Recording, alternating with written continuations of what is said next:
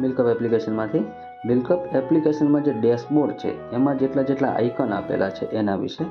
જેમ કે મિલ્કઅપ એપ્લિકેશન ઉપર હું ટચ કરીશ તો આ રીતનું મારું ડેશબોર્ડ આવશે, જેમાં સ્વાગત છે દ્વારકાધીશ ડેરી ફાર્મ. એ મારા ડેરી ફાર્મનું નામ છે દ્વારકાધીશ, એટલે મેં ત્યાં લખ્યું છે.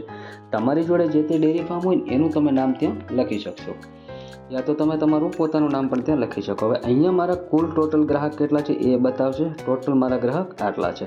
આમાંથી હું નવો ગ્રાહક ઉમેરવો છે તો આ રીતે એડ કરી શકીશ. આની અંદર જો મારા કોન્ટેક્ટ નંબરમાંથી હશે તો હું કોન્ટેક્ટ નંબરમાંથી લઈ લઈશ. બાકી અહીંયા મેન્યુઅલીનું પણ ઓપ્શન છે.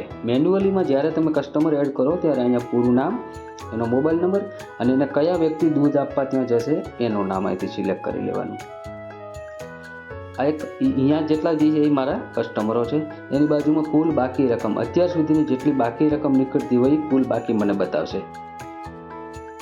બધા આપણા જેટલા બી ગ્રાહક છે એ બધાની એક સાથે બતાવશે. એની નીચે છે બાકી. આ જે છે ને એ દૂધ બાકી છે, જેટલા મારે અત્યારે હાલમાં વિતરણ કરવાનું પણ બાકી છે. અને બાજુમાં છે વિતરણ કરેલું, આટલું દૂધ મેં વિતરણ કર્યું છે. અને બાજુમાં બીજું ઓપ્શન જે છે રદ કરેલું, કેટલું રદ કર્યું. આ જે છે એ ઓર્ડર ઉપર જશો તો બી તમને મળી જશે. અને ડેશબોર્ડ ઉપર પણ આ રીતનો લેઆઉટ એ બતાવશે. એના પછી આ મહિનાના કેટલા ઓર્ડર છે એ નીચે બતાવશે. આ ટોટલ આખા મહિનાના ઓર્ડર આવશે. એની બાજુમાં વિતરણ કેટલું કર્યું આ મહિનામાં, રદ કેટલું કર્યું આ મહિનામાં. આ ટોટલ મારું ડેશબોર્ડ આ રીતનું રહેશે. વેચાણનો અહેવાલ જે છે એ ગ્રીન અને રેડ આ રીતે 2 લાઇનમાં બતાવશે.